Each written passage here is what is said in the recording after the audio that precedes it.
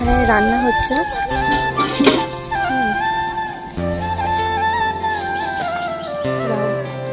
চারিদিকটা খুব নিস্তব্ধ একটা পরিবেশ। আমার এরকম নিস্তব্ধ পরিবেশ খুব ভালো লাগে। এটা স্যাপ্রিন, স্যাপ্রিনের সঙ্গে একটু সেলুরিয়ান ব্লু মিশানো আছে, একটুখানি তোমার ব্লু করা আছে। আমাদের জলরং কর্মশালার যে আয়োজন করা হয়েছিল, তো আজ সেটা একদম শেষ পর্বে আমরা চলে এসেছি।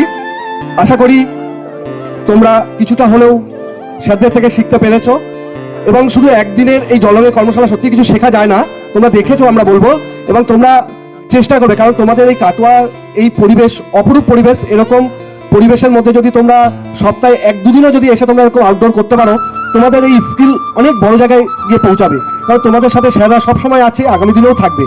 তো আমরা আশা করি এই জলরং কর্মশালা শুধু একদিনের প্রশিক্ষণ নয়, এটা অন্তত 4-5 দিনের প্রশিক্ষণ হলে তোমরা হয়তো অনেক কিছু শিখতে পারবে, এবং তোমাদের যে শেখাটা তোমরা কিন্তু কখনো বন্ধ করে রাখবে না, প্রতিদিন হলেও একটু করে হলেও তোমরা এই রং পেন্সিলের মধ্যে থাকবে, তবে কিন্তু তোমাদের যে আগামী ভবিষ্যতে যে তোমাদের আউটপুটটা তোমরা তাহলে বুঝতে পারবে। হয়তো আমার মতে আমার সঙ্গে সহমত হবেন আমার শিক্ষক যারা এখানে আছেন, যে শুধু একদিনে বসলেই ছবি আঁকা হবে না, সপ্তাহে একদিনে, তা প্রতিদিন তোমাকে সাধনার মতো সাধনা করতে হবে এক কথায়।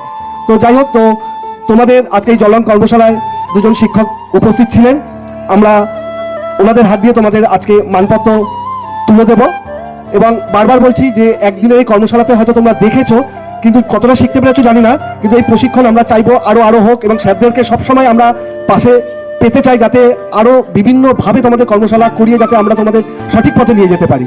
বললেন যে একদিনের একটা কর্মশালার ওয়ার্কশপে কিছু শেখা সম্ভব না, একদমই ঠিক, কিন্তু কিছু ইম্প্যাক্ট পড়ে, যেটা আমি সবার কাজের মধ্যে দেখলাম। ভালো, সবার কাজে খুব ভালো হয়েছে। সব থেকে বড় কথা, তোমরা চেষ্টা করেছো, সবাই চেষ্টা করেছো। দেখার পরে একজনও কেউ এরকম নেই এখানে যে দেখে এলে আমরা দুজন আমাদের যে অভিজ্ঞতাটা এক্সপিরিয়েন্সটা শেয়ার করলাম আমাদের আর্ট জার্নির, তোমরা দেখে এসে কেউ একজনও নেই যে আশেপাশে আড্ডা মারলে বা কাজ করলে না। সবাইকে এই জন্য আমার কুণালবাবুর তরফ থেকে আন্তরিক ধন্যবাদ, যে তোমরা সবাই ছবিটা এঁকেছো, অন্ততপক্ষে চেষ্টা করেছো, এটা বড় কথা। আমি দেখানোর সময় অনেকে তোমরা ওয়াটার কালারে ভয় পাচ্ছ যে কাজটা ঘেটে যায় বা খারাপ হয়। খারাপ হলেই টেনশন করবে না, দেখো খারাপ তো হবে, কারোর তো এক চান্সে ভালো হয় না, কারোরও হয় না। এই যে আমাদের সামনে প্রচুর অনেকজন অভিজ্ঞ শিল্পী বসে আছে, কুণালবাবু, ওনাকেও তোমরা কিছুক্ষণ পরে পার্সোনালি জিজ্ঞেস করতে পারো যে কারোর কি একদিনে ভালো হয়েছে, কারোর হয় না। এবার ব্যাপারটা হচ্ছে জলরং এমন একটা ব্যাপার, অনুশীলন করতে হবে, তবেই সেটাকে তুমি ভালো জায়গাটা অ্যাচিভ করতে পারবে। তুমি আজকে জলরং করবে দিয়ে আবার 6 মাস পরে করবে, তাহলে তোমার খারাপই হবে। কিভাবে ভালো হবে? এটা তো ম্যাজিক নয়, কোনো কিছু তো ম্যাজিক নয়, তোমাকে প্র্যাকটিস করতে হবে।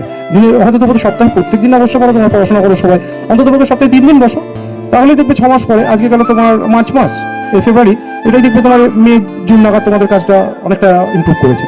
এবং যেটুকু তোমরা দেখলে, একদিনে কিছু হওয়া সম্ভব নয় দেখেও, তবু যেটুকু দেখলে, যেটুকু কালার বোঝাতে পারলাম তোমাদেরকে, সেগুলো নিয়ে ঘাটাঘাটি করো, সেগুলো তোমাদের নেক্সট কাজে ওইভাবে অ্যাপ্লাই করো, ওইভাবে কাজকে ভাবো, মিনিমাইজ করো, ওভারওয়ার্ক করো না কেউ। আর কিছু কালার যেগুলো তোমার খুব কালার, সেগুলো ইউজ করতে হবে, কিন্তু খুব কন্ট্রোল করে, মানে ওগুলো এখন আপাতত কিছুদিন অ্যাভয়েড করা ভালো, মানে একটু শিখে যাবে, তখন কালার নিয়ে তোমরা ঘাটতে পারো, যেমন প্রুশিয়ান ব্লু, লেমন ইয়েলো, এইসব কালারগুলো বা ভিডিয়ান গ্রিন, এগুলোটাকে একটুখানি স্যাপ গ্রিন মিশিয়ে নাও, এগুলো কালারটাকে রনেসটাকে একটু কাটাও, এইভাবে কাজ করো। কাজের মধ্যে থাকো, শুধু যে ওয়াটার কালার করতে হবে তা নয়, সব ধরনের কাজ করো, অ্যাক্রিলিক করো, সব থেকে গুরুত্বপূর্ণ হচ্ছে স্কেচ করো।